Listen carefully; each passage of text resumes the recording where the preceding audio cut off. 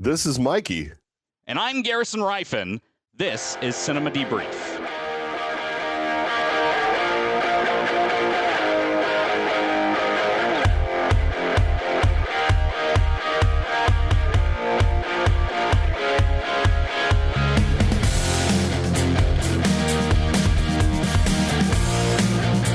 Welcome to Cinema Debrief. I'm Garrison Rifen here alongside my co-host Mikey. How you doing tonight, Mikey? Episode 21.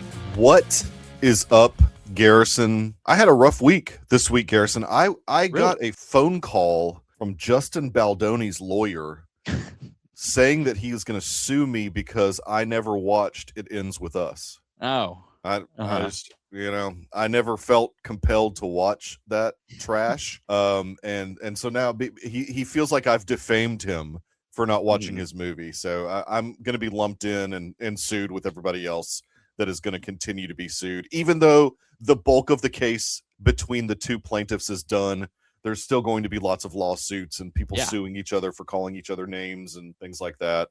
It never ends. It never ends. I feel like I'm going to plug Bellany every week here, but he just put out an episode with Lively's lawyer talking about their kind of final piece of the case. So it's kind of interesting. Yeah, I mean, the main case itself is over, but still there's going to be publicists suing each other, and there's still things like that. And I don't want to get too deep into it, but there's a real kind of network that was uncovered that stars were using to kind of defame each other, and that was kind of interesting. But anyway, it's very much like how the Congress has a fund that they can just pay people to go away. It's the same type of thing. Well, aren't you so excited that TMZ is in DC now? That's awesome. That is the weirdest thing ever, but also it does lend to like really ridiculous questions.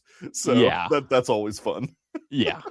Well, I watched a movie this week that I do want to bring up just real quick. Yeah, let's do it. It was Fantastic Mr. Fox. Yes. Outside of the podcast, I did want to talk about this because I've been trying to get through the Wes Anderson films personally. Yeah. And I've got 4 left now, which is good. You're almost there. But yeah, I've got Moonrise Kingdom, Grand Budapest. I'm blanking on the Darjeeling Limited, Isle of Dogs, and whatever the one in 2021 with Timothée Chalamet is. I can't remember. French Dispatch. That's what it is. Oh, okay. You watched Darjeeling Limited already? Oh yeah, that is the one that most people don't like. I'll tell you, I like Steve Zissou the least.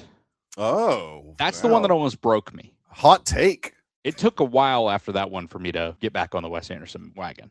Yeah, I mean, I think that there's not much of a gray area with people that like Wes Anderson. It's like you either like the majority of his films or you just don't connect with any of them at all. That's kind of like there's no gray Jedi, if you will.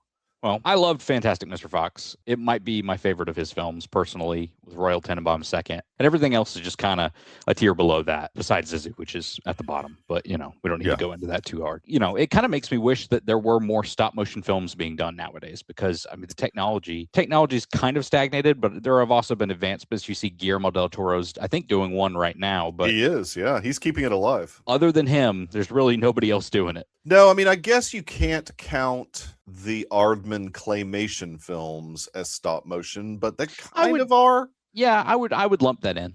Yeah, I mean, so we've got another Aardman coming out this year. Yeah, Shaun the Sheep. I mean, they're keeping it around. I mean, they've played around with CG animated films as well. They did like a pirate one several years back that was fully CG animated, but they made it look like claymation. So they've played around with it. I like it when they stick with the stop motion claymation. That's the good stuff right there. The sweet spot, if you will.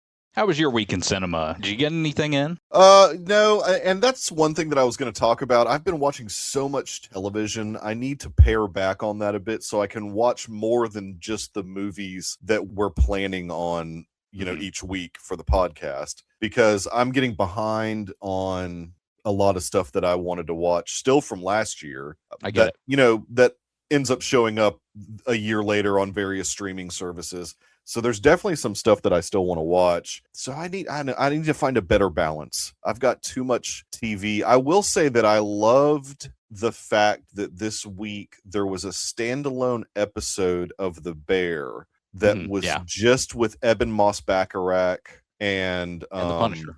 And the Punisher. John Bernthal. Yeah, I blanked on his name. I love that type of thing. In fact, we're getting that this week with the Punisher one shot, where it's just like one episode of something. I don't know. It was such a good bit, it was an hour-long episode of The Bear that had nothing to do with anything except interaction between those two characters. It was a really poignant story. If you know The Bear, obviously this was a prequel because John Berthnall's character is dead in the main storyline. Oh, okay. Because he took his own life, unfortunately. Wow. And so this was a prequel of the relationship between his character and Eben Moss-Bacharach's character. So really great episode of television. I loved it a lot. And that's what streaming to me is for, is having just occasional, like just random one-shot stuff like that. It's really neat. I'm more into personally the Marvel Studios of the world going more with the specials route than a TV show route personally, because you can get so bogged down in the TV shows. I know some TV shows are great. I'll be honest, I haven't finished Daredevil, and I've heard that it's great. Yeah, I mean, I think I looked at the Rotten Tomatoes score today, and I think it was sitting at like 86% for the season. That's fair. I think that's an accurate portrayal. I've heard people say that they like it more than Netflix season 2, but not more than Netflix season 1 and 3 or whatever, or it's on the same level of Netflix season 2, that kind of thing. Makes sense. No, that's a good comparison. Yeah, I mean, I don't know, like from a financial standpoint, how these companies can continue streaming services if they just use it for fun stuff like one shots and stuff like that. I mean, that from a financial standpoint just wouldn't work. But I'm just not a big TV guy, unfortunately. No, I get it. And I wasn't for many years because I was more of just a straight up movie guy. But there's just so much compelling television over the last decade that it's hard to like turn away from it. Like you really just want to give it a chance because you just hear so many people watching stuff like when Sopranos was huge and The Wire was huge. I wasn't watching a lot of TV, so I've never seen those shows. But I mean, I've gone back and I've watched the bigger ones that everybody has said to watch, like Breaking Bad and Better Call Saul. And so I've watched all that stuff, but I do need to find a balance. I want to watch more movies, or at least equal amount of time spent watching movies versus television, I think would be a nice balance for me to make.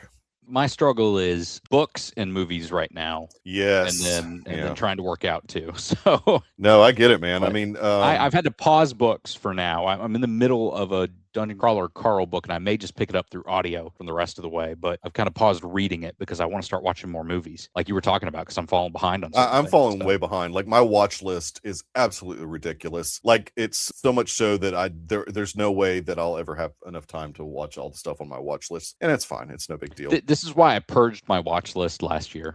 Well, I purged it and then re-added a lot of stuff, so it's like back to where it was. I purged mine so much it went from like close to 600 movies to now it's at 237. So I feel better about that. I mean, I've obviously been on the planet a little longer than you have. I've got about 20 years on you, and in fact, 20 years exactly. So you can get there. You can watch all the big stuff. Yeah, and that's what we're trying to work on with our off-the-shelf picks.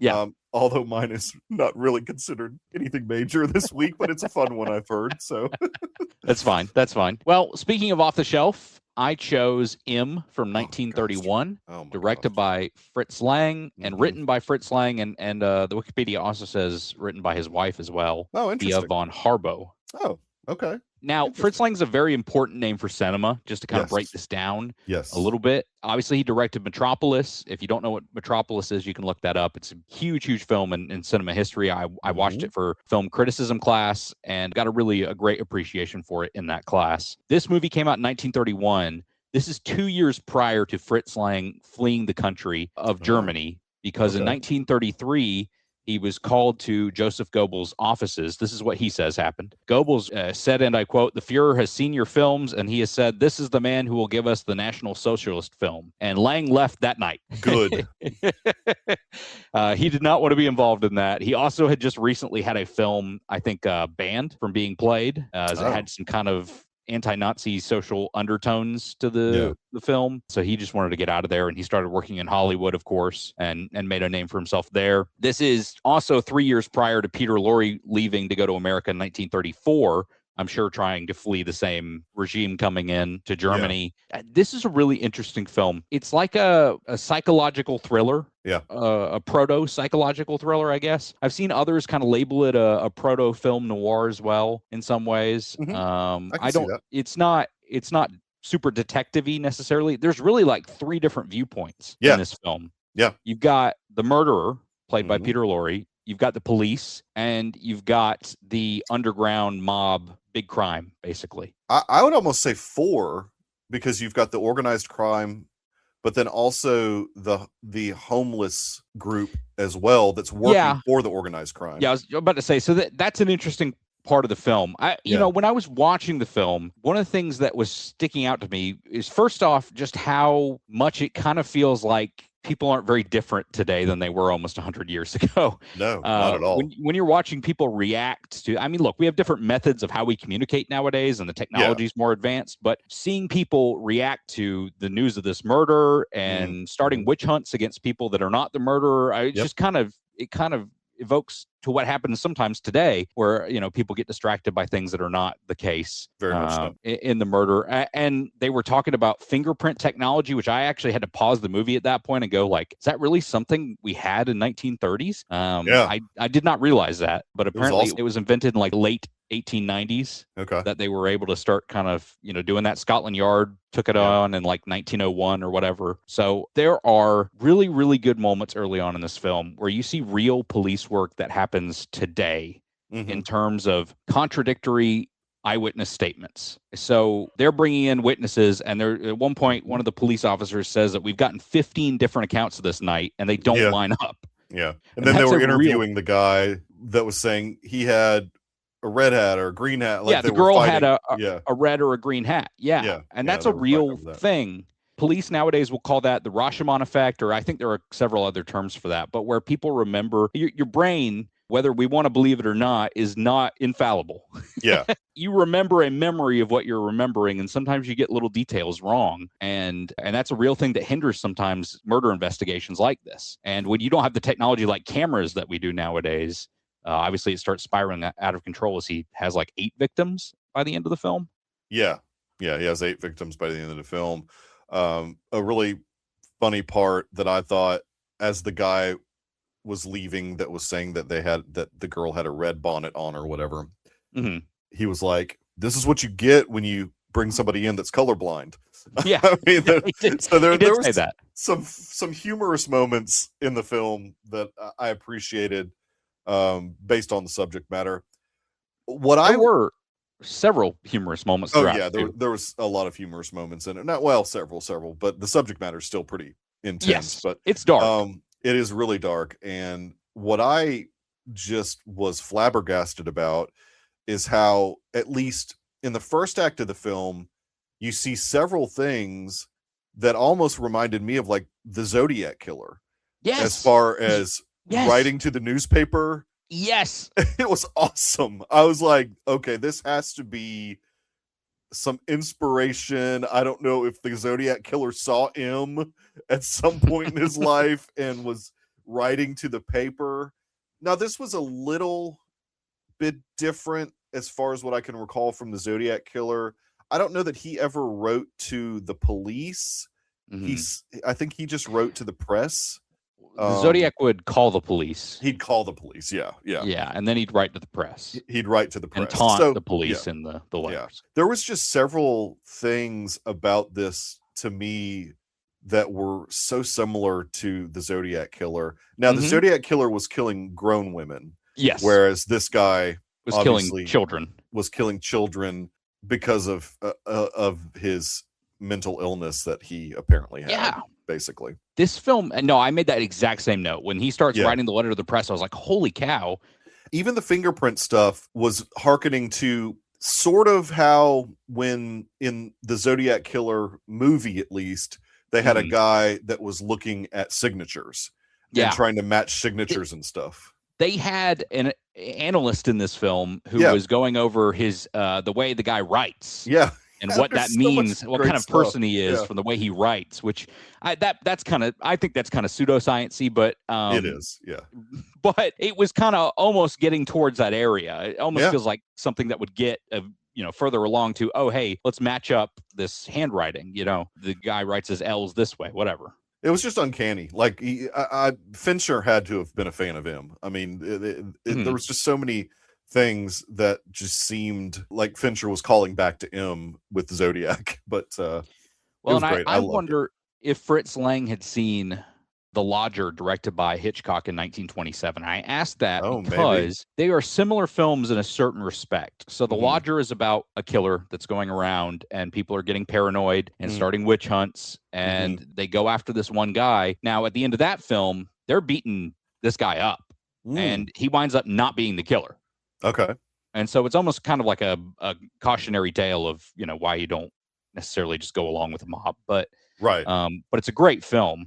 And it had a lot of similar themes to this film. Yeah, I mean, and obviously the one choice that Fritz Lang made, if you're comparing it to, I don't know, Zodiac, is that pretty early on, the audience is told who the killer is. Yes. Whereas Zodiac, that remains a mystery, basically.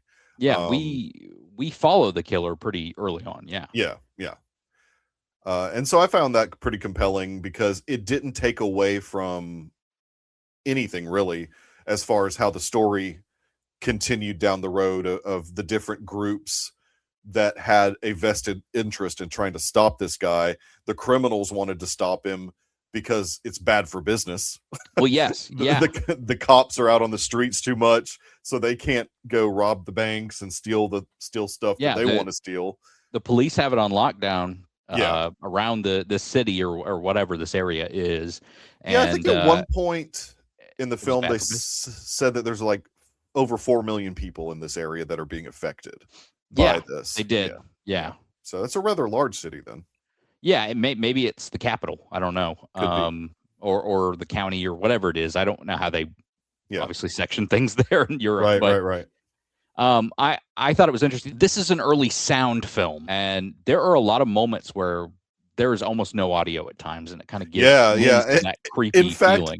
I looked it up. So during the city scene where we're sort of above the city and watching all the goings on, I was like, is something wrong with this movie? So I looked it up online, and I was like, during this scene in M, and they were like, yes, it's supposed to be silent.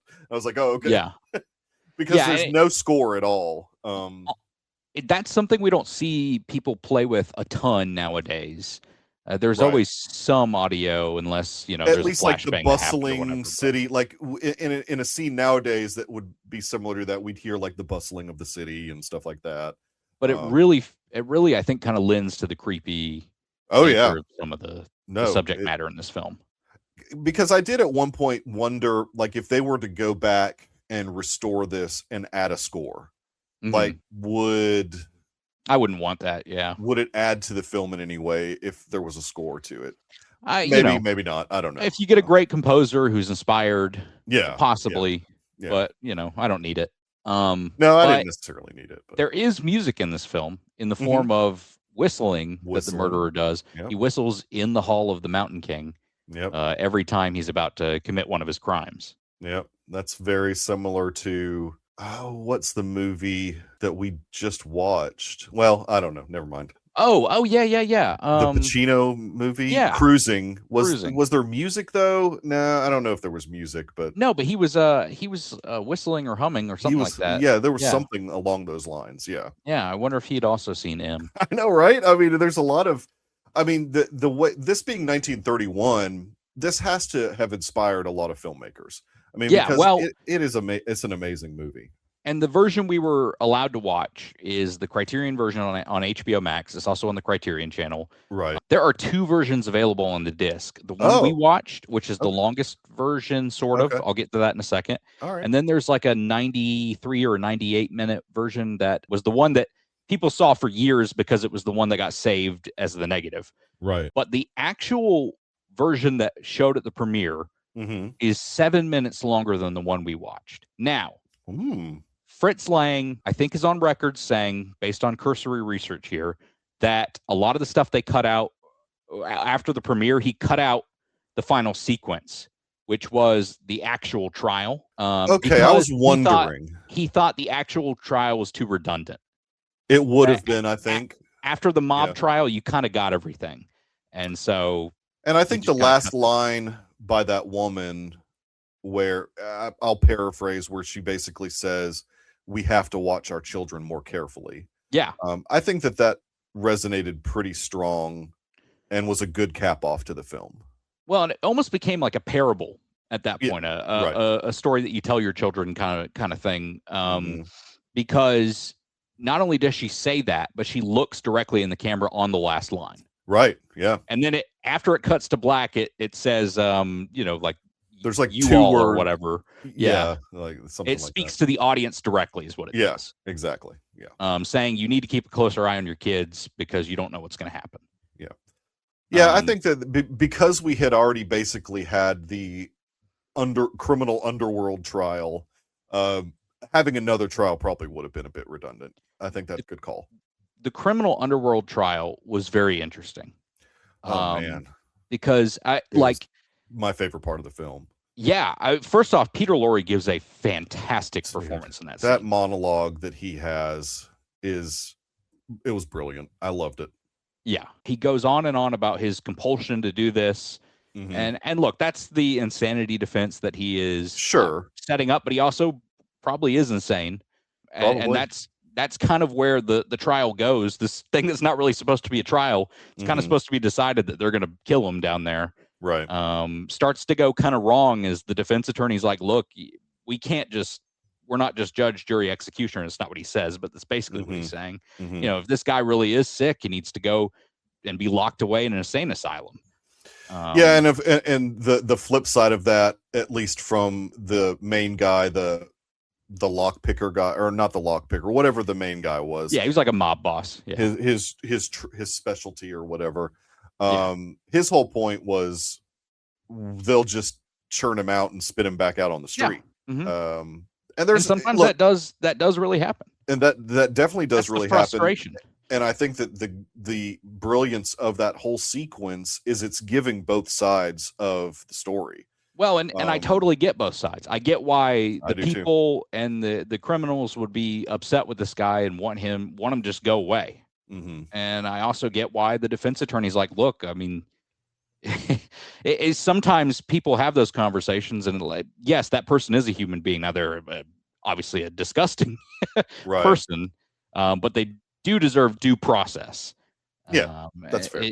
In the court system, and that's what the defense attorney was arguing. And it's interesting that there even was a defense attorney there at the mob trial. Sure, yeah. It was a little silly. And it was interesting that the defense attorney even went so far as to call out the mob boss and say, "Look, you're wanted on 3 counts of manslaughter yourself." Well, yeah, yeah. I mean, and that guy was like, "Well, that has nothing to do with what's going on right now." Yeah, those people are not great people either, and that's I think another juxtaposition there is, okay, yes, they're going to take out this killer, and in some ways you could feel a sense of justice there, but as the mom points out at the end, it's not justice ultimately because her children are gone and there's nothing you can do about it. Right. But, yeah. Nothing changes. Yeah. You just killed the guy and I guess no other kids die in that scenario, but it's and I guess it's a thing that kind of makes you go back and forth in that scene. And we actually don't know the resolution. We end up not knowing by the end of the film what happens to the guy. But I do think from a contextual standpoint, when you look at that last scene with the mother saying that, it doesn't really matter because my kids are gone, I think that's a signal that he got put away. I think so too. That's my interpretation of that. Yeah. And I think that's what the underworld bosses or the underworld boss knew. Like if the cops came, they wouldn't murder they wouldn't execute the guy. They would probably put him in an insane asylum. Yeah. Because he was mentally ill. Yeah. And so that would be the outcome there. And that would get into also, do they even have laws where they're allowed to have capital punishment or death penalty in Germany? I have no idea in the 1930s. Who knows? Yeah, and that's a topic of debate for decades and decades. So, I don't know the legal system there, but the ending of that film really, really makes the film. The setup is good. Yeah. But the ending kind of just knocks it out of the park. Yeah, I mean, and the thing that this film does that maybe, or doesn't do that maybe a modern film would do is, show these murders taking place. Like that's all off screen. Yes. That's something that we are saved from, basically having to see these kids get murdered. I Whereas totally a agree. Fincher would probably show it, but I totally agree. That's a good point. When I watched 1970, I can't remember, Nine's Vengeance is Mine, the Japanese film where you follow from the murderer's perspective, and I think it's based on a true case. I had a really uncomfortable time watching that movie. You're supposed to, right. because you just see him murdering a bunch of people and taking advantage of a bunch of people and continually murdering those people he's taking advantage of. Whereas with this, yes, I felt uncomfortable about things that were happening, Right. but I'm very glad I didn't watch him murder a bunch of children. Well, I mean, and our imagination can fill in the blanks. Yes. That's, what a lot of filmmakers forget is you don't have to show us everything all the time. I mean, Yeah. we can imagine what's happening. I do like showing and not telling, but there are some Right. things I don't need to be shown. Over and over again, especially. Yeah. Maybe show it one time and then we get the gist of it. And you get the gist of it by showing him walking off with the kids, and then the next morning, boom, the kid's dead. Yeah. So we know that he's the killer. He doesn't. I would be interested to see. I mean, he does not seem to, based on the way he was talking in the mob trial, actually have any recollection of where he buried the kids or anything like that. Right. He goes into a ketosis almost when he,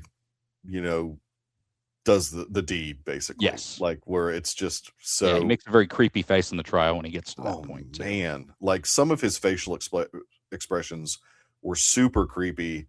And that's the thing that kind of Peter Lorre was always known for, is he has a very unique face.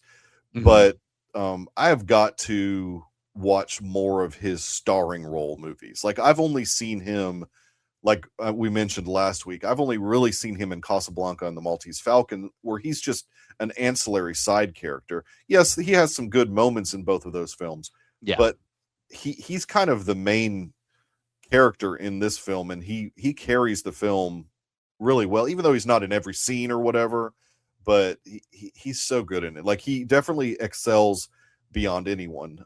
Now I did also love the guy that was digging the hole in the office building. I think he had really good moments in that close to last act where he's the one that they sort of trick into telling them what's going on. Like the commissioner tricks that guy into telling them about everything that they were doing at that office building. I kind of liked that aspect of things. He was a good character, and the main mob boss guy was a pretty interesting character as well. He seemed very prim and proper and wanted to do things in an honorable way from their code, maybe not necessarily the code of the law. You can't trust the cops to get it done. So he's going to do it himself. Exactly. He wants to do it. He almost like a vigilante type situation. I was going to say like a proto 1980s film where yeah, exactly. Going to get it done on my own. Now, Zodiac wise, I do want to touch on this real quick. The movie was remade in 1951 in America by an American director and cast. Peter Lorre is not in it. I don't really know that I want to watch it, but I feel like. What was it called? Was it called M also? It's called M, yeah. If it sticks close to the plot, I could see the Zodiac Killer having seen that version even. Oh, yeah, okay. Who's in this? I don't recognize any of those names. Me either. But David Raymond Burr. Raymond Burr's in it. Raymond Burr, yep. I see that now. But it was a Columbia Pictures film, 1951. Interesting. Remake 20 years later in America. And Fritz Lang had become an American director at that point. Yeah. After he left Nazi Germany. Did you see the runtime on that one's only 88 minutes? So that's well, again, the one that got imported over here was only like 98, I think. Yeah. So the original runtime's 117. Great. And some of that's, interestingly, probably the last point I'll hit on here on this. There was the German film. And then without Fritz Lang, they shot French versions of scenes and English versions of scenes so they could send those to other countries. And Peter Lorre played in those versions of those scenes, but with some different actors here or there, to kind of so that they could send them over to those countries and they'd be able to watch it in English or in French instead. And again, Fritz Lang did not shoot those scenes, but part of the way they were able to recover some of the scenes in this film is from the French version, actually. Oh, Apparently. okay. I don't know how that process worked, and I don't Right. know how much they reshot versus the original cut, but Mm-hmm. yeah, that's how they were able to kind of get back some of the stuff. And you can see some of the scenes look a little grainier or not as Right. Yeah. Which not I've as gotten so nice. used to that in watching older films that, Yeah. I mean, you know, the last film you assigned, there was even moments of that. I mean, where it would get blurry every once in a while. I mean, Yeah. To Be or Not to Be had some of that as well. So I've gotten kind of Absolutely. used to that and watching these older films because they're all restoration jobs. I mean, Yeah. that's the only reason they've been able to stay around so long, especially when you go into the 30s like this. Yep. It's a miracle that we have a film like this, and you can watch it, and it's a complete story, And gosh, I mean, and it's incredible. it is incredible. Like I honestly, and it's probably recency bias, but I gave it 5 stars. Just that I watched it this afternoon, and I was just blown away by Peter Lorre in that. Like it was very unexpected, based upon what I had seen him in before, to see him deliver a performance like this. And I just loved the whole aspect and the concept of the underworld utilizing the homeless community to help them track this guy down, because they're out there anyways and they're unassuming. No one's ever going to pay attention to what they're doing. And so they're able to utilize the homeless community to track this guy down. The blind guy that sold the balloon to the little girl, remembering the song. IDs the suspect. He IDs the suspect because he saw the whistle, or heard the whistle, I mean. Yep. And I loved the whole reason that this is called M is the hand chalk on the jacket. And there was just such good stuff in this. I mean, it was really, really great movie. And per usual, your off-the-shelf picks are always better than mine. Well, I've had some good. Long Kiss Goodnight was great, but there are a lot of classic. There's a lot of classic cinema I haven't seen, that some of which I own, so that kind of helps. There may be a day we start getting to films where it's maybe not great, maybe worse than some of the stuff we've seen so far. But that Jackie Chan film that you made us watch was pretty. No, it was fine. It was fine. Hey, I got plenty more where that came from, but no, I know you've got a lot of Jackie Chan movies. Yes, I do. Well, what is your pick, Mikey? Oh man. Well, as I alluded to last week, I have no more Arrow video films, and so we are moving in alphabetical order to the next boutique Blu-ray that I've got, and this one is from Blue Underground, which is a very indie boutique label that does a lot of genre films. They've got a lot of horror films. Just like it seems like most of the smaller boutique labels are horror driven, because they know that community will always shell out money for restored films and whatnot. So this one's really fun. I've never seen it, but friend of the show Rhett says it's really great because it combines kind of like a war movie with science fiction, and it is called The Final Countdown. Okay. Starring. I'm familiar with the song, but not the movie. No, I don't think the song's associated with the film, but it's got Kirk Douglas and Martin Sheen in it, as well as James Fiorentino. The log line of it is, "This is the USS Nymph. Where the hell are we?" Because basically what happens is the USS Nimitz, gets time traveled to a different area of time. And so it ends up being a bit of a sci-fi type of thing. Finally, one of my films is on Amazon Prime. I think this one's on Amazon Prime. So if you've got Amazon Prime, you can watch The Final Countdown with us. I'm tempted to ask friend of the show, Red, if he wants to join us for at least the first half of next week's episode, because he has mentioned how this is just campy fun. So I might ask him and see if he wants to join us for that. He didn't join us from Justin to Kelly, but I know, but I think that's because he didn't want to watch it. I didn't realize I didn't want to watch it until I was watching it. Until you were watching it, exactly. So this is my only Blue Underground title. We will move to a sub-label of Vinegar Syndrome after I finish. Okay. With yeah, they have a sub-label. Yeah, they've got many sub-labels. Well, actually, the one that I thought they still had is now owned by MVD. So Fun City Editions is no longer a Vinegar Syndrome co-label. They moved over to MVD, which is yet another boutique label that we'll get to eventually, because I've got a lot of MVD movies that I've not seen that I own. So I'm looking forward to Final Countdown. That'll be our and like I said, I think it's on Amazon Prime. Yeah, it's somewhere. Yeah. At least it says that on Just Watch. So yeah, that's what it says on Just Watch is Amazon Prime. So we'll and I think a lot of people have actually seen this. I just have not had a chance to see the Final Countdown, so I'm looking forward to watching that one. Well, you want to talk about some Mortal Kombat? Yes, kind of. I mean, it's like there's not much to talk about with Mortal Kombat 2. Yeah, I've got my thoughts.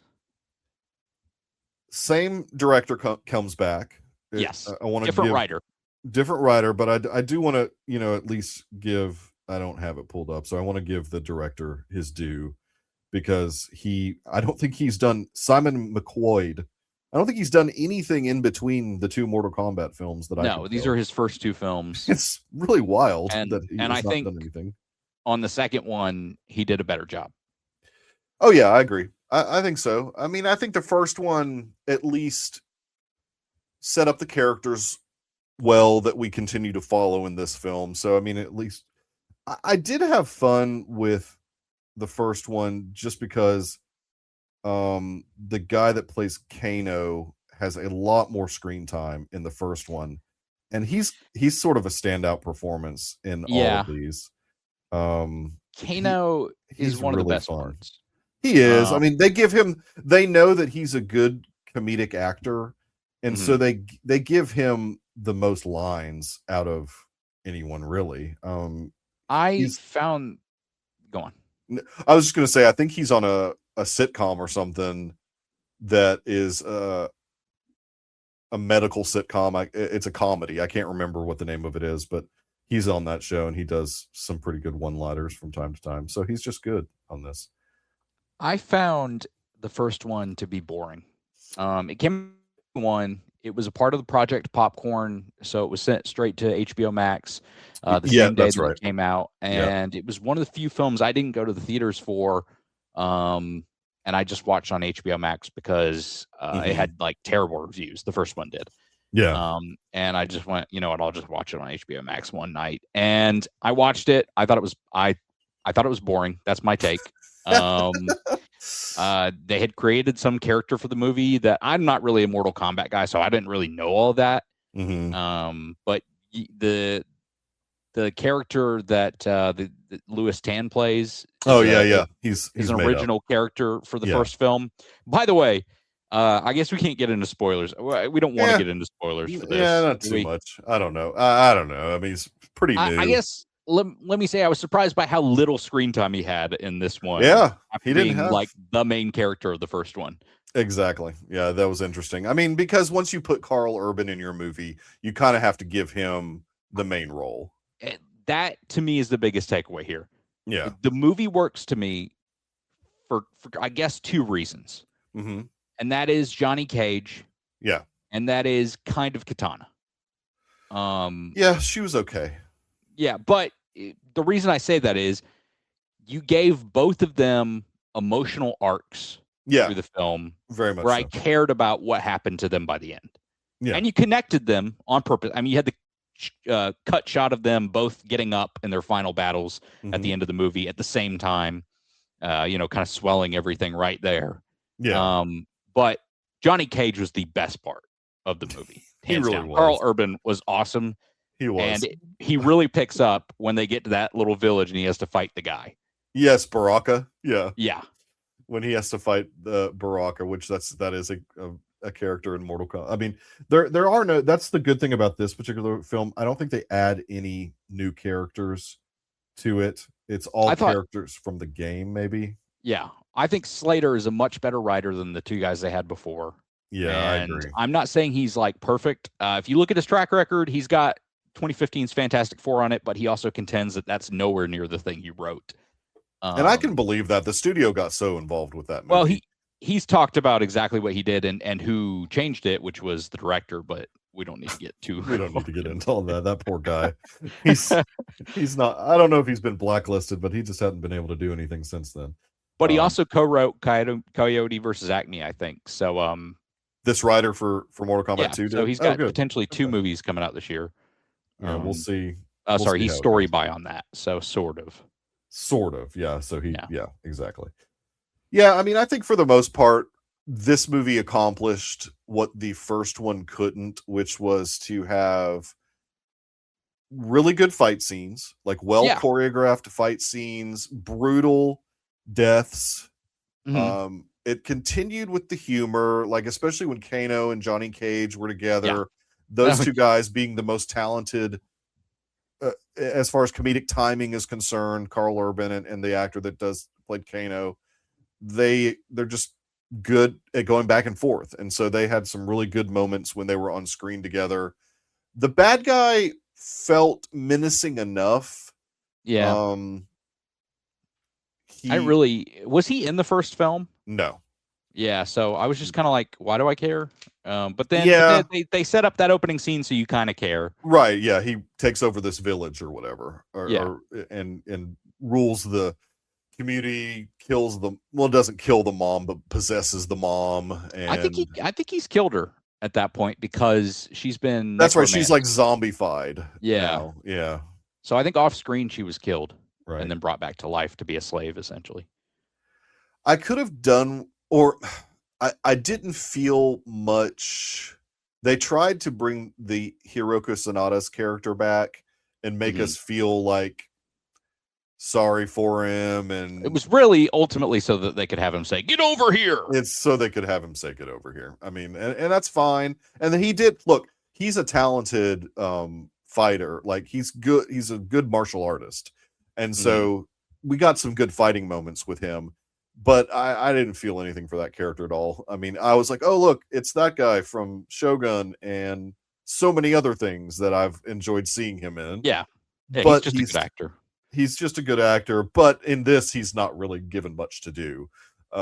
It's really just a vengeance plot for him to lead the guys towards an item that they need, the MacGuffin item, to stop the bad guy and him get revenge on Sub-Zero. That's yeah. It's it's a level up. It's an upgrade over the first one. I thought it was enough to give it a 6 out of 10, a good. You know, like a positive tomato if I were a critic exactly. I think it's sitting at like what, a 68 or something, or is it a 70? I thought it was in the low 70s, maybe the 70s, and I think that's fair. I mean, I think it's an okay movie. I had a good time with it. It wasn't a complete waste of time. Yeah, it has dropped to the 60s, but I think it's good enough. No, I do too. It's a good follow-up. I don't think we'll get a third one because this is not tracking for some like major hit. No, but from it's at this 41 right now. So, but you won't be completely bored watching this movie. No, it's fun. It's fun. Yeah. Exactly. It's not too dissimilar from like Michael to me. It's not as shallow because again, I have enough where I care about some of these characters. Yeah. Specifically Johnny Cage. And a little bit for Katana because of whole family backstory. There's some acting in that initial opening scene that I don't think is great, but the fighting, it makes up for it in that sense. I mean, I think we certainly spend the most time with Katana's story in this. I mean, she's kind of like the crux of the whole story. Yes. But man, some really bad dialogue from people other than Carl Urban. Yeah. But even he was like given some pretty cheesy lines to say, but it worked. It oddly worked for this. I think it works for his character because he's a cheesy actor who is saying cheesy lines. Yeah, like exactly. Sometimes he's just saying them for effect, clearly within the story. The one sequence I do want to touch on before we go on to the next film. The Uncaged Fury sequence. So his movie that we start out with. Yes. Yes. when we get introduced to him. Right. It was interesting because to me it looks like it's clearly shot for 3D, and I say that Oh, because they interesting. constantly have knives and blunt objects or whatever flying at you from the screen. I didn't notice if it was in any 3D cinemas. And that's the thing. I have no clue. I don't think it is Yeah. here. Yeah, it wasn't even in like what real 3D. It wasn't. I didn't see that. Yeah, at any of those screenings. I didn't either. But to me, that sequence looks like it's made for 3D, or that maybe Uncaged Fury in the universe is a 3D film, but they didn't put a 3D title card up there. So I don't. It was kind of. Yeah. I liked it, but it was kind of like, oh, is this supposed to be a 3D moment? Yeah, and those people and people that were paying attention kind of. That was a good reminder of that initial trailer that came out, because it was basically a promo for Uncaged Fury. The very first piece of marketing that came out for this was that that got people pretty hyped because it looked super. It just looked like right what you wanted it to be, and then for them to have that actually in the movie as well was good. I think it worked, and just the whole sequence of him being at a convention and living that life. I mean, it's like so true to everything that happens to those guys that were like 80s or 90s actors. They just, their career, or B-list actors, their career ends up being on the convention circuit. Yeah. So, yeah. I mean, and so there was a lot of, if you're a nerd, you know about that lifestyle. Like, who's the guy that always comes to Birmingham? The guy that played John Connor. What's his? Edward Furlong. Okay, yeah. That's his life now, is going to all these different conventions and getting, people to pay $25 for autographs and a picture. Yeah. And even like Sean Patrick Flannery does that a lot. He was young. He played young Indiana Jones in the TV series. And so it's just sad to see. It's like kind of sad to see those guys do this. I know Rhett has gone to a lot of these conventions and talked up these people quite a bit because they don't get to talk to real people. It's usually just like, here's $25, here's my autograph, go away type of situation. Yeah. No, I totally get that. I haven't gone to a lot of the smaller conventions, and we don't pay for autographs on Celebration and stuff like that. It's also usually way more expensive. I don't think I've ever paid. I got Ashley Eckstein's autograph, but I don't think I had to pay for it. It was like before her Universe event, and so I didn't end up having to pay for it. But as far as like I've been to some local conventions, but as far as bigger conventions, I've only been to like Celebrations. And no, I'm not. There are people that do that though, that want, like, that is their hobby, is to try and collect every single Star Wars actor's autograph. And I know people that spend a lot of money doing that. I did get Troy Dennings, and I'm trying to remember the other authors. Oh yeah. Autograph for that series. Troy Dennings is a Star Wars guy, right? Yeah, this is Fate of the Jedi series. Yeah, Fate of the Jedi. That's right. And I got Fate of the Jedi. Aaron Alston. That was Aaron Alston and Troy Denning. I got Aaron their autographs. Alston did an X-Wing novel at some point as well, I think. Like later in the X-Wing Squadron series, he did one of those. And I think he's passed away at this point too. I believe so. Yeah. Man, we are way off topic. But anyways, Mortal Kombat 2, not a complete waste of time. It was fun. No. I thought it was actually shot well too. It looked good. Yeah, I know. I think again, it's a level up. It's an upgrade over the first film, and it's fun. It's, I think, kind of baseline good. There are improvements to be made from here for a third one. The ending of the film even made me go, okay, I'm interested to see where they go from there. Yeah, but now they have to make money. It's not. If it's only pulling in its opening weekend, 70 something worldwide. Yeah, it's not looking great. The interesting thing is the first one did not perform super well at the box office, but at the same time, in its opening weekend, it was the most watched of any of the Project Popcorn movies. Yeah. It got the highest viewership of any of those movies. Godzilla vs. Kong, Dune. Yeah. Those movies have turned into big financial successes. Mm-hmm. And this one might not. So it's just kind of an interesting. That's one that people are willing to watch on the app, but not go out to the theater to see. Potentially is the answer there. Yeah. No, I agree. And part of that probably is the reception of the first film. People liked Godzilla versus Kong. People liked Dune Part 1. I don't know that people loved Mortal Kombat. No. So, I mean, there's always going to be those video game purists I that think have a problem well, with these movies. well, and I think if it were a better film, the first one were a better film, you'd see a better performance here. But, you know, I think from like a nostalgia standpoint, I remember loving the one that was from 1995, but it's also not a great movie. I mean, but yeah. there's just this like part of me that remembers how good the soundtrack was, and that Christopher Lambert was in it, and Jason Scott Lee, I think, was in it, if I'm not mistaken. Maybe not. I could be wrong on that.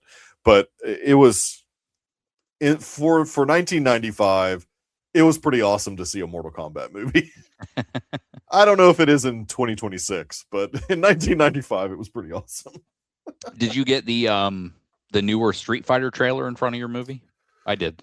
Ooh, I can't recall. I probably thought did. It was kind of funny. Sometimes I check out during trailers that I've seen over and over again, and if I saw that, I don't recall seeing it. But anyways, I just thought it was funny that they played that in front of Mortal. It was the right. It's the right thing to do. It's the right audience for it. Yeah. Yeah. I mean, you're trying to get people hyped up now. I think that'll do way worse than Mortal Kombat 2.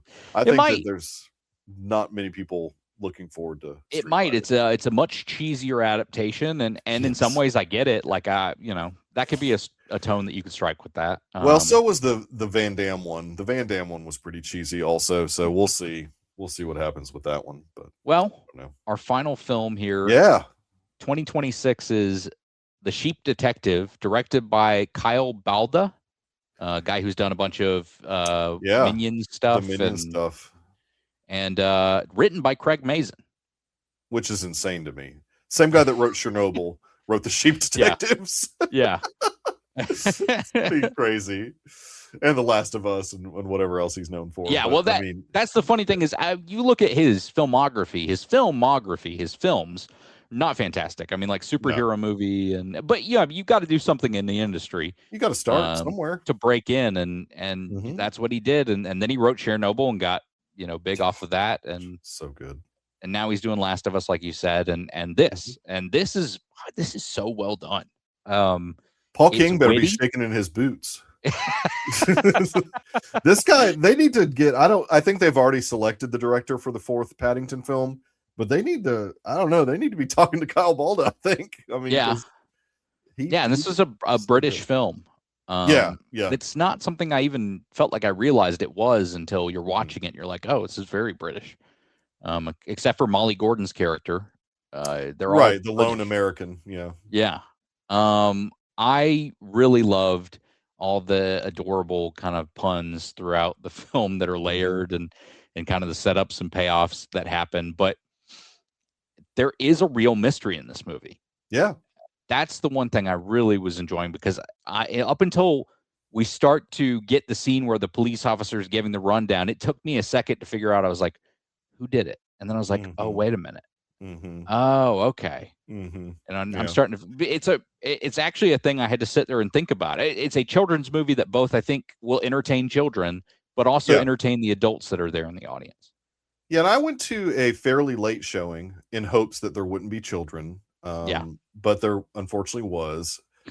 And I don't know. I think because of the nature of the genre, it being a mystery movie, basically, I don't know that it did hold their attention well enough for them to not start chattering a little bit during the movie, just because they were a bit bored with the story that was being put out in front of them. Because the sheep are not necessarily in every single scene. And so when the sheep aren't on screen, it seems like it does veer away from being something that would keep kids' attention very well. But for me, I loved it. And for all the adults that were in the screening that I went to, everybody was like gushing about the movie. In fact, shout out to the 2 guys that must have looked on the internet also to know that there was a sound cue at the end after the credits. there was a little, not an after credit scene, but there was a little sound cue that plays that it's kind of would spoil it if we said what it was. But I'll say this: if you go to aftercredits.com, which is what I do after the end of every movie, it will tell you that there's a stinger either during the credits or after the credits. This one is after the credits, like you're saying, and I did not actually stick around for it because I read what it was on the site, and I was like, I'm fun. Okay. It was fun. But shout out to the two guys at the end who I'm so bad with like the age of people anymore. Like the older I get, the less I can tell the age of people. But I think that they are in this Gen Z category that is saving movies because the first question that they asked me, well, after did I like it, was, do you have a Letterboxd account? And so we swapped Letterboxd accounts, and and they were like, do you have A-List? And I was like, yeah, I have A-List also, which is AMC's subscription program. They were like, we got it for the summer. So I'm guessing they are either college aged or older high school, because they looked a little bit older. So they got to be college age. That they're planning on seeing as many movies. Both of them were like, dude, we're going to see as many movies as we possibly can this summer in theaters. And I was like, well, that's awesome, dude. I mean, I was surprised to see you guys at this movie, in all honesty, because it was just like two dude bros, but it was great. I mean, it was cool to see them there, and we just chit chat. That's the second time this year, and it really hasn't happened much in years previous, where I'm talking to strangers after the movie about the film, and we talk about, and we swap Letterboxd accounts. That's like literally the second time this year that's awesome. Happened to me, which is so random. But yeah, dude, this movie had so much heart to it. I just loved just the story of like what happened to and I don't want to spoil anything, but like what happens to sheep when they die, and stuff like that. I wrote that note too. Yeah, gosh, there's just such it's a great script. There's like sheep world building. Sheep world building, exactly. And the whole winter lambs. The winter lamb. Yeah, I didn't know anything about winter lambs, but apparently that's a real thing. I mean, which is, it's pretty interesting, that whole concept of the winter lamb. Sheep forgetting things. I don't really know if that's a real thing, but I don't know either. But it's very fascinating if it is real. But there was the scene where the suspects are gathered. Yes. Oh, God. Very Agatha Christie. Because it's a murder mystery, so that's not really ruining it. It's in the trailer, in fact. Yeah, that's not ruining it. I mean, we know it's a murder mystery, and so they have it's very much like what a Hercule Poirot or an Agatha Christie like type situation. Yeah. When he starts naming off the people, what they are. Yeah. Bad Shepherd, Winter Lamb. Some of those things didn't make sense to me, but I will say, as soon as he said Bad Shepherd, the Caleb guy was like, "Oh, I'm not a bad shepherd." And I went, "Well, he's not talking about you." Ah, that's right. He's talking about the other guy in the group. I don't want to get too deep. Yeah, you don't want to get too deep into it. I did figure that one out pretty fast. All the characters it really did feel like a Paddington film in a way. Mm-hmm. It had that very, like you mentioned, that very British feel to it. Mm-hmm. And the difference is the animals can't actually talk to the humans. So right, exactly. Yeah, this is more like Babe or Babe Pig in the City, where you've just got anamorphized. I don't know that word. Anthropomorphized. That's what I'm looking for. Mm-hmm. Animals that can only really hear themselves. However, I mean, they've got some intelligence, and so they find ways to communicate with the humans, which they're always very unique. I think a lot of the stuff that the sheep do to try and help Nicholas Braun's character, who is the sole cop. Like, I guess there's other cops in this little town. Small town. It's a small town. It is a really small town, but I find it hard to believe that there's only one cop in the small. Yeah, but I think there was a couple of others. But he gets driven back by that tow truck. But I thought that person was almost like a police officer too. So I think there's but the one that we focus on is Nicholas Braun's character, which he did a great British accent. I don't think he's actually British. I think he's an American guy, but he did a good accent, and. I don't know. Was Hong Chow trying to have a British accent? I couldn't tell. I don't remember. It was like very like every once so. in a while she would, but I don't. And she, I don't know. All the characters were really great. The story unfolded in a really, really cool way. the cast is phenomenal too. Yeah, I it mean, is. Hugh Jackman, big part of the film, obviously. Nicholas Braun, minor, but then you got Nicholas. I can't say his last name. Galatzin, who's going to be Galentine or He-Man whatever. Yeah, He-Man. this summer. Molly Gordon, who's kind of an up and comer. Hong Chow, Emma Thompson plays a lawyer. Yeah, She's really good in it. she's great in it. Then the voice cast. I mean, you hear the voices. First off, one of the sheep is absolutely Patrick Stewart. The old sheep. Yeah, that's him. Yeah. I was like, that's Patrick Stewart. I didn't even realize he was in the film. Yeah. But then Julia Louis-Dreyfus plays Lily. And she's kind of the main sheep. Yeah, I didn't realize that was her. Bryan Cranston is Sebastian. He's great too. He's great. Yeah. Chris O'Dowd plays Mopple. Yeah, you can sort of tell that's Chris O'Dowd too. If you've heard him enough, you know that's Chris O'Dowd. Yeah. Regina Hall is Cloud. Okay. Bella Ramsey from Last of Us is one of the sheep. Right. Who were the two brothers? That's Brett Goldstein. It's him playing. Oh, both. It's him as both. That's right. Tell. Yes, that's him as both. That's right. That's right. He was great in it. He was so good. And Reese Darby is Wool Eyes. Those are the big names. Yeah. Then there's tons of sheep. I mean, all these like little lambs and. Did you recognize the guy? Have you watched Game of Thrones before? Yeah. Did you recognize who that was playing the butcher? No. I think it was Barris, wasn't it? Okay. I didn't realize that. The guy that isn't Barris. It is. Yeah. Okay. So he's got bald. hair. He's got hair in this. Yeah. It's just like so weird. I was like, wait, it's Barris with hair. Yeah. Like, that's crazy. I don't know. There was just so much. I don't know. You just felt really good coming out of the movie. Yeah. Like I don't know anybody that would come out of that movie saying, "Oh, this is the worst thing ever." I mean, it was Amazon. Great. Amazon struck gold now with back-to-back films to me, and this one may not do as well at the box office. Don't get me wrong, but in terms of the way you feel coming out of Project Hail Mary and Cheap Detectives, that's the kind of films that people need to make more of. Yeah. No, I totally agree. Films that you can take the family to see. They can be about big subject matter, but everybody enjoys it and feels good coming out. If Amazon was smart, they would just leave this in theaters for a while. Yeah, I hope they do.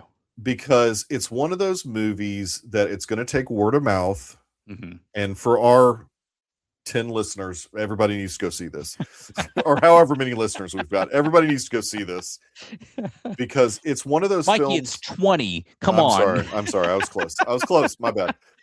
It's one of those movies that you tend to say to yourself, "Oh, I'll just wait till that shows up on Amazon." Yeah. Because it's not epic scale, but because it's not epic scale, right? But that's what I was thinking as I was driving back. Yeah, a lot of people will go, "Okay, it's not epic scale movie. I'm not going to go see a big, it's not a big giant blockbuster." But it's a really well done, well written. The CGI is actually really good in it. Yes, and it's just a great movie, and I wish great movies were rewarded more than anything, and not just epic scale. And Hugh Jackman is great in it. Yeah, he's not in the movie long, but the parts that he's in, he's really, really good in. There's some really poignant moments with him, not just with the sheep, like some stuff later on in the movie, like in the third act. You see some well, I don't want to spoil anything, but you see some good moments there too. But I don't know. I mean, it's worth watching. Yeah. Don't just go see blockbusters in theaters. Go see movies like this too. Yeah. There were a group of Gen Zers in front of me that had come together, a friend group. Oh, nice. And the lady of the friend group was like a blubbering mess by the end of the movie. And all the guys were talking about how much they loved it. So exactly. It's going to get you, like, if you're a person that, likes a good cry, and you're of the female persuasion, you're probably going to love. There was a girl behind me with her date or husband or whatever. She was a crying mess at the end of the movie. Yeah, because it is a really sweet film. I don't know that I ever got like super teary eyed or anything, but like there's like you well up a little bit. There's some really sweet moments. I felt myself welling up. I never did anything, but I felt myself welling up at times. I was like, oh, that's adorable. It's great. There's great stuff. There's a moment between Lily and Hugh Jackman where I felt that, but yeah. Yeah, I loved that. There's even a couple of moments between Lily and what was the Black Ram's name? Yeah. Um, Yes. Yeah. that was really poignant. That's Yeah. When they're just on great. Caleb's farm too. Yeah. There's great stuff in it. It's definitely worth watching. So Yeah. highly recommend. We'll see. I can definitely guarantee that Presence is not going to, or Passenger is not going to have the moments that the Sheep Detective has, because that's what we're seeing next week. Is it? Oh, yeah, no. Obsession. Oh, is that? Oh, I thought it was Passenger Week. I think it's Obsession Week. Oh, is it Obsession Week? That's even better. Yes. Okay, now I'm excited about it. I'm excited. Yeah, no, I thought it was Passenger Week. I'm sorry. You're right. I think you're right. Well, I can do a quick check, but yeah, Curry Barker's new film that should be coming out next week. The marketing right. has been Obsession. Yeah, the marketing has been working for me. Yeah, totally. In fact, I subscribed to the text thing and had to unsubscribe because it was getting a little annoying, because Nikki was sending me texts every day and it was getting really annoying, so I had to stop having her send me texts. But that's kind of the point. She's obsessed. She's obsessed. She's very obsessed. Yeah. So. Which obsession can turn deadly, as we know. It definitely can. I'm interested to see where the story goes. It's not going to be a happy ending, I'm sure. But no, it's a horror. The teaser trailer hooked me pretty fast. Mm-hmm. And I think I can safely say Alabama's own Curry Barker. Yes. If friend of the show Jeremy was on, he would say Alabama's own Curry Barker. he always throws that out. I think he's from up north in North Alabama. Okay. So I don't know a ton about him. He was a YouTuber too, wasn't he? Yeah, apparently he has a YouTube channel, but I've never watched his stuff. Yeah, he's from Mobile. Yeah. Okay. I thought he was from North Alabama. Okay, South Alabama. Okay, interesting. But this is being distributed by Blumhouse. Not really. Sorry, it's Focus Features, but Blumhouse it's all Universal. It's all the same company. It's actually interesting that it's under Focus, though. Oh, did you know? Speaking of, did you notice that Atomic Monster was one of the studios that did Mortal Kombat 2? Yes. Yeah. I thought that was James weird. Wan was involved. So yeah, I didn't know that. I had no idea. So is Atomic Monster doing this one, or is it just a Blumhouse? No, it's just Blumhouse with a couple other people, and then it's distributed by Focus Features. But I did see Atomic Monster was at the premiere of Backrooms, so I'm sure they're involved in that in some way. Right. So all right, that's interesting. I like that. Yeah. There's also a new Guy Ritchie film coming out called In the Gray that if we have a chance, we're going to go see that. But our main focus is kind of like this week. We always have like here, everybody go see Obsession and this week was Mortal Kombat 2. If you have a chance, go see In the Gray. It looks fun. It looks pretty. The cast is pretty.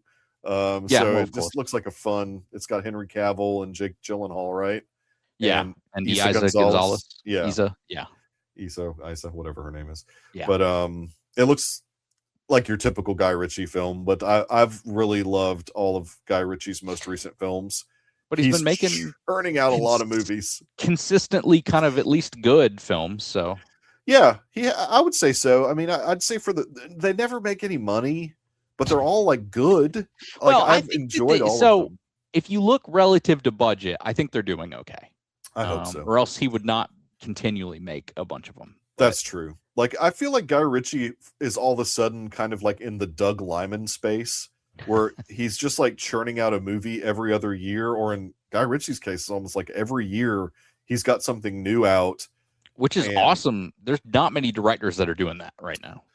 No, I mean, you've got Soderbergh seems like he's churning out a movie a year lately, and then you've got and Soderbergh was like 3 films last year or something crazy. Well, he had 2 if you count. It was Black Bag, Presence, and what else? I guess that's it. You know what I was thinking of? His writer on those films did 3. He did Jurassic World Rebirth, and those 2 films. Yeah, David Koepp. Cap, whatever his name is. And then Soderbergh had the Christophers, which unfortunately I did not catch that in theaters. I will watch it at home though. I mean, because I do like Soderbergh for the most part, so I'll watch that. But yeah, In the Gray, Guy Ritchie, that'll kind of be like our sub focus, whereas Obsession is the must watch. There's also a bunch of other smaller films I think coming out. Always is. There's Is God Is, I think, is getting a semi-wide release. I'm not a big fan of that trailer, so I didn't love the trailer either. It looks like The Wizard of the Kremlin, which is Paul Dano's new film, is also coming out. Not going to be a wide release though. That came here as a Monday night thing, and I didn't see it. Okay. Oh, it would have been a Monday night thing here too. I didn't go see. I often don't get to those. Screen Unseen is what the AMC version is called. Yeah, we call it Monday Movie Mystery or something. Yeah, I often don't make the time to go to those, just because they're always super crowded. Because the way AMC does it, I don't know if your local place does it this way, but they're $5 tickets, so they're cheaper tickets. We used to be $5, and then it became $6. Now it's $7. So that's creeping up, huh? Almost a matinee price. Well, it's still cheaper. It's still cheaper, yeah. Still wait. Oh, yeah, and here for $5, I mean, and so they're always packed out. And so I generally like to wait and go see movie. I don't like to go where it's like super, super crowded if I can avoid it. So yeah. Anyways, if you want to know what movies are playing on the Monday Movie Mystery thread, you can always look it up, and it's usually on Reddit. Where can people find you on social media, Mike? Yes, definitely. I am on X at the Michael Nip. Letterboxd, just look up Michael Nip, and I'm on there. And mostly our Discord, though, which I'll let Garrison tell you more about. You can find me on Twitter at GRyfin3, GRYFUN3, and on Letterboxd at GRyfin. You can find us at Cinema Debrief on Twitter and Instagram. You can email us, cinemadebriefpod@gmail.com, to get access to the Discord, and discuss things with us, see the other podcasts that some of the other people in our community have. We will see you guys next week, though, for the final countdown and Obsession.